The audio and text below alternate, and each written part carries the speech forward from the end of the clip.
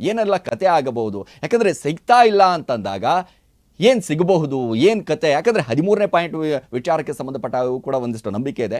ಆದರೆ ಈಗ ಬಾಹುಬಲಿ ಬೆಟ್ಟದಲ್ಲಿ 16ನೇ ಎ ಪಾಯಿಂಟ್ ಏನಿದೆಯಲ್ಲ, ಅದ್ರ ಬಗ್ಗೆಯೂ ಕೂಡ ನಾವು ಗಮನ ಹರಿಸಬೇಕಾಗುತ್ತೆ. ನೋಡಿ, ಬಾಹುಬಲಿ ಬೆಟ್ಟದಲ್ಲೇ ಮತ್ತೊಂದು ಜಾಗ ತೋರಿಸಿದಂಥ ಅನಾಮಿಕ ಒಂದು 16ನೇ ಪಾಯಿಂಟ್ ಅನ್ನ ಈಗ 15 ಅಡಿ ದೂರದಲ್ಲಿ ಹೊಸ ಜಾಗವನ್ನು ಮಾರ್ಕ್ ಮಾಡಿದ್ದಾರೆ.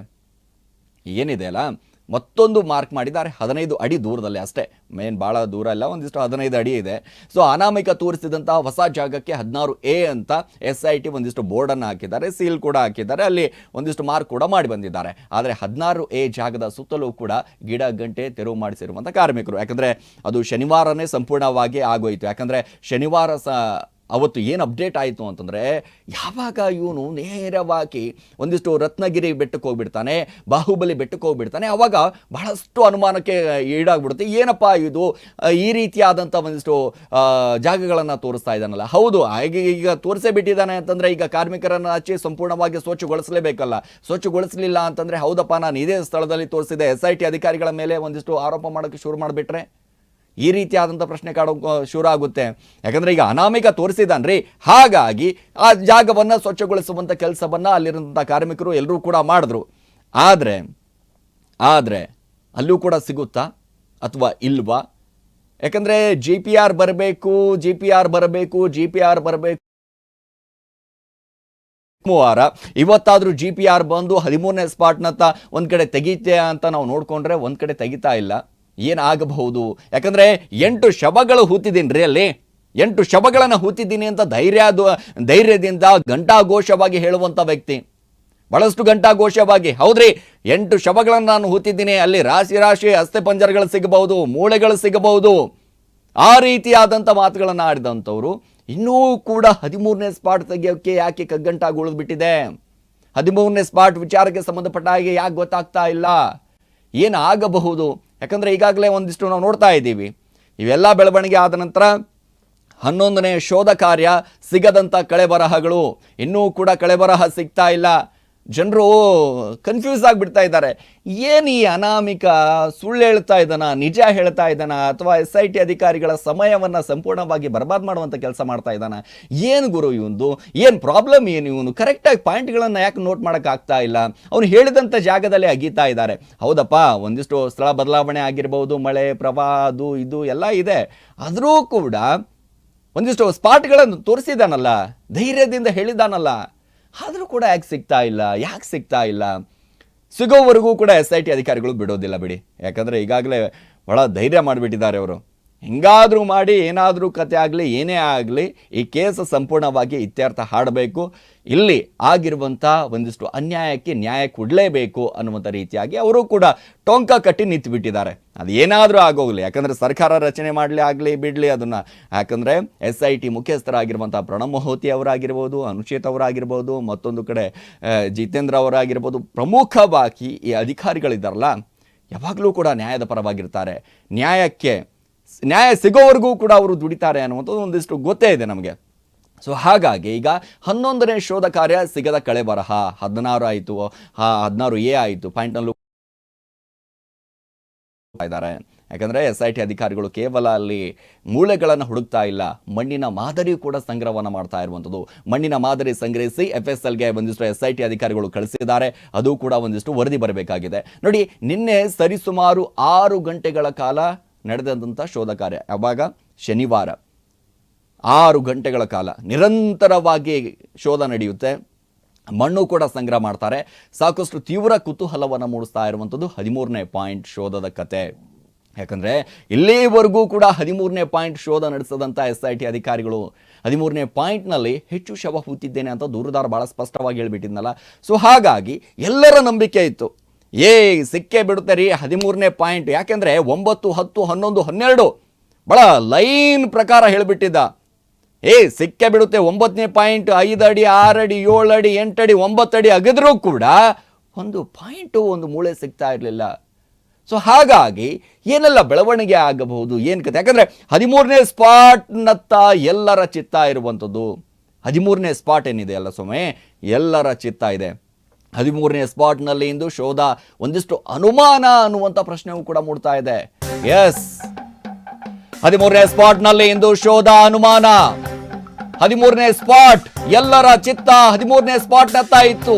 ಆದ್ರೆ 13ನೇ ಸ್ಪಾಟ್ನಲ್ಲಿ ಇಂದು ಶೋಧ ಅನುಮಾನ ಅನ್ನುವಂತ ಮಾಹಿತಿ ಲಭ್ಯವಾಗ್ತಾ ಇದೆ. ಯಾಕಂದ್ರೆ ಅಸ್ಥಿ ಪಂಜರಗಳ ಹುಡುಕಾಟಕ್ಕೆ ಜಿಪಿಆರ್ ಬಳಕೆ ಒಂದಿಷ್ಟು ಡೌಟ್.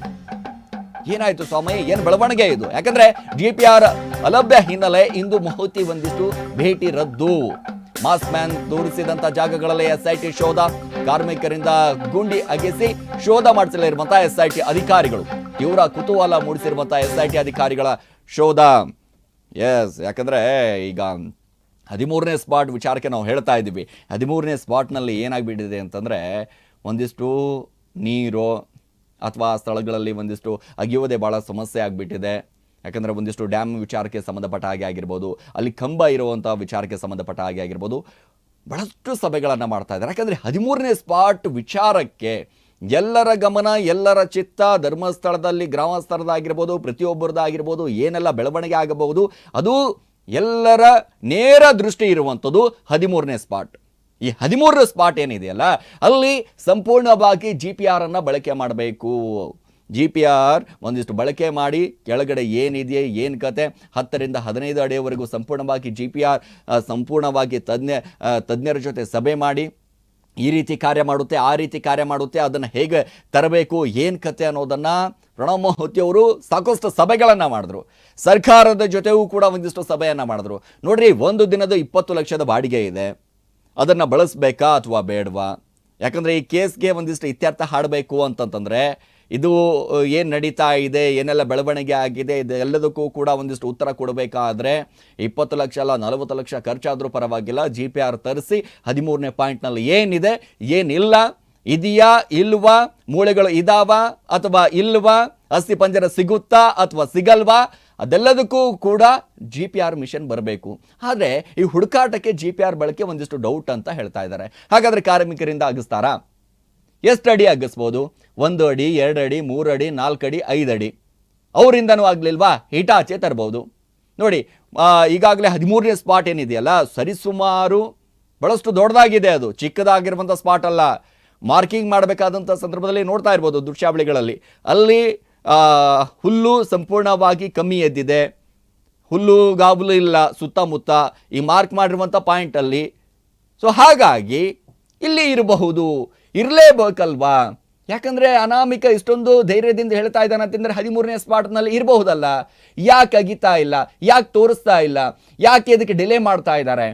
ಅಗಿಬಹುದಾಗಿತ್ತಲ್ಲ ಇಷ್ಟೊತ್ತಿಗೆ. ಯಾಕೆ SIT ಅಧಿಕಾರಿಗಳು ಈ ರೀತಿಯಾದಂಥ ಒಂದಿಷ್ಟು ಕ್ರಮವನ್ನು ಕೈಗೊಳ್ತಾ ಇದ್ದಾರೆ? ಯಾಕೆ ಹಿಂದೆ ಮುಂದೆ ಯೋಚನೆ ಮಾಡ್ತಾ ಇದ್ದಾರೆ 13ನೇ ಸ್ಪಾಟ್ ವಿಚಾರಕ್ಕೆ? 13ನೇ ಸ್ಪಾಟು ಅಂತಂದರೆ SIT ಅಧಿಕಾರಿಗಳು ಒಂದಿಷ್ಟು ನಿರ್ಲಕ್ಷ್ಯ ವಹಿಸ್ತಾ ಇದ್ದಾರಾ? ಈ ರೀತಿಯಾದಂಥ ಡೌಟು ಅಲ್ಲಿರುವಂಥ ಜನರಿಗೆ, ಗ್ರಾಮಸ್ಥರಿಗೆ, ಪ್ರತಿಯೊಬ್ಬರಿಗೂ ಕೂಡ ಕಾಡ್ತಾ ಇರುವಂಥದ್ದು. ಯಾಕೆ ಇಷ್ಟೊಂದು ನಿರ್ಲಕ್ಷ್ಯ? ನೋಡಿ, ಇಷ್ಟು ದಿನಗಳ ಹೇಳ್ತಾ ಇದ್ರು ಜಿಪಿಆರ್ ತರಬೇಕ್ರಿ, ಜಿಪಿಆರ್ ತಂದ ನಂತರ 13ನೇ ಸ್ಪಾಟ್ನಲ್ಲಿ ಏನಿದೆ ಏನಿಲ್ಲ ಕತೆ ಅನ್ನೋದ್ರ ಬಗ್ಗೆ ಬಯಲಾಗುತ್ತೆ ಅಂತ ಹೇಳ್ತಾ ಇದ್ರು. ಆದರೆ ಇದೀಗ ಜಿಪಿಆರ್ ಹುಡುಕಾಡೋದಕ್ಕೆ ಒಂದಿಷ್ಟು ಬಳಸೋದೇ ಒಂದಿಷ್ಟು ಡೌಟ್ ಅಂತ ಇದಾರಲ್ಲ. ಹಿಂಗಾದ್ರೆ ಜಿಪಿಆರ್ ಅಲಭ್ಯ ಹಿನ್ನೆಲೆ ಇಂದು ಮಹತಿ ಒಂದಿಷ್ಟು ಭೇಟಿ ರದ್ದಾಗಿದೆ.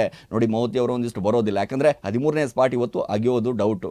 ಯಾಕಂದರೆ ಬೇರೆ ಸ್ಪಾಟ್ಗೆ ಹೋಗ್ಬೋದು, ಒಂದು ಕಡೆ ಬಾಹುಬಲಿ ಬೆಟ್ಟದ ಕಡೆ ಹೋಗ್ಬೋದು, ಮತ್ತೊಂದು ಕಡೆ ರತ್ನಗಿರಿ ಬೆಟ್ಟದ ಕಡೆ ಹೋಗ್ಬೋದು, ನೇತ್ರಾವತಿ ಸ್ನಾನಘಟ್ಟದ ಕಡೆ ಹೋಗ್ಬೋದು. ಯಾಕಂದರೆ ಇವತ್ತು ಕೂಡ ಬೇರೆ ಬೇರೆ ಸ್ಪಾಟ್ಗಳನ್ನು ತೋರಿಸ್ಬೋದು. ಅನಾಮಿಕ ತೋರಿಸೋದ್ರಲ್ಲಿ ನೋ ಡೌಟ್. ಯಾಕಂದರೆ ಇವತ್ತು ಹೌದು, ನನಗೆ ಇನ್ನೊಂದು ನೆನಪು ಬಂತು, ನಾನು ಅಲ್ಲಿ ಹೂತಿದ್ದೆ, ಅಲ್ಲಿ ಹೂತಿದ್ದೆ, ಇಲ್ಲಿ ಹೂತಿದ್ದೆ ಅಂತ ಅಲ್ಲಿಯೂ ತೋರಿಸ್ಬೋದು. ಅದರಲ್ಲೇನಿದೆ? ಯಾಕಂದರೆ ಅನಾಮಿಕನ ಯೋಚನೆ, ಅನಾಮಿಕ ಹೇಳುವ ಹಾಗೆ, ಅನಾಮಿಕನಿಗೆ ಯಾರು ಅಲ್ಲಿ ಗೈಡ್ ಮಾಡ್ತಾ ಇದ್ದಾರೋ ಏನೋ ಗೊತ್ತಿಲ್ಲ. ಸೊ ಅವನು ದಿನಕ್ಕೊಂದು ಸ್ಪಾಟನ್ನು ತೋರಿಸ್ತಾ ಇದ್ದಾನೆ. ಹಾಗಾಗಿ ಸೊ ಇವತ್ತು ಮಹತಿಯವರು ಒಂದಿಷ್ಟು ಭೇಟಿಯನ್ನು ಕೊಡೋದು ಡೌಟ್ ಇದೆ. ಸೊ ಮಾಸ್ಕ್ ಮ್ಯಾನ್ ತೋರಿಸಿದಂಥ ಜಾಗಗಳಲ್ಲಿ SIT ಒಂದಿಷ್ಟು ಶೋಧ ಆಗುತ್ತೆ. ಅದು ಕಾರ್ಮಿಕರ ಗುಂಡಿ ಅಗಿಸಿ ಒಂದಿಷ್ಟು ಶೋಧ ಮಾಡ್ತಾರೆ. ಯಾಕಂದರೆ ಇವತ್ತು ಬಾಹುಬಲಿ ಪ್ರಮುಖವಾಗಿ 16A, 16 ಮತ್ತು 17 ಏನಿದೆಯಲ್ಲ ಅಲ್ಲಿ ಸಂಪೂರ್ಣವಾಗಿ ಶೋಧ ಮಾಡ್ಬೋದು. ಯಾಕಂದರೆ ಇವತ್ತು ಕೂಡ ಸಾಕಷ್ಟು ಕುತೂಹಲ ಮೂಡಿಸ್ತಾ ಇದ್ದಾರೆ SIT ಅಧಿಕಾರಿಗಳ ಶೋಧ. 13ನೇ ಸ್ಪಾಟೇ ಒಂದಿಷ್ಟು ಅಗಿಯಲ್ಲ ಅಂತಂದರೆ ಅಲ್ಲೇನು ಕುತೂಹಲ ಇದೆ, ಅಲ್ಲೇನು ಮಣ್ಣಿದೆ ರೀ? ಕುತೂಹಲ ಅನ್ನೋದಕ್ಕಿಂತ ಸುಮ್ಮನೆ ನೋಡಿ, ಅಲ್ಲಿ SIT ಅಧಿಕಾರಿಗಳಾಗಿರ್ಬೋದು, ಪೊಲೀಸ್ ಅಧಿಕಾರಿಗಳಾಗಿರ್ಬೋದು, ವೈದ್ಯರಾಗಿರ್ಬೋದು, FSL ಅಧಿಕಾರಿಗಳು, ಒಟ್ಟು 75 ಜನ ಅಲ್ಲಿ ಕೆಲಸ ಮಾಡ್ತಾ ಇರುವಂಥದ್ದು ನಿರಂತರವಾಗಿ. ಪ್ರತಿ ಕ್ಷಣ 75 ಜನ ಕೆಲಸ ಮಾಡ್ತಾ ಇದ್ದಾರೆ. ಸೊ ಹಾಗಾಗಿ ಏನೆಲ್ಲ ಬೆಳವಣಿಗೆ ಆಗಬಹುದು ಇವತ್ತು? ಯಾಕಂದರೆ ಬಾಹುಬಲಿ ಬೆಟ್ಟದ ಕಡೆ ಬಹುಶಃ ಹೋಗಿದ್ರು ಹೋಗಬಹುದು, ಅಲ್ಲಿ ಅಗಿದ್ರು ಅಗಿಬಹುದು, ಅಲ್ಲಿ ಸಿಕ್ಕರೂ ಸಿಗಬಹುದು. ಯಾಕಂದರೆ ಈ ಬಾಹುಬಲಿ ಬೆಟ್ಟ ಅಂತ ಅಂದಾಗ ಒಂದಿಷ್ಟು ಹಳೆ ಕೇಸ್ಗಳು ಕೂಡ ಒಂದಿಷ್ಟು ಓಪನ್ ಆಗುವ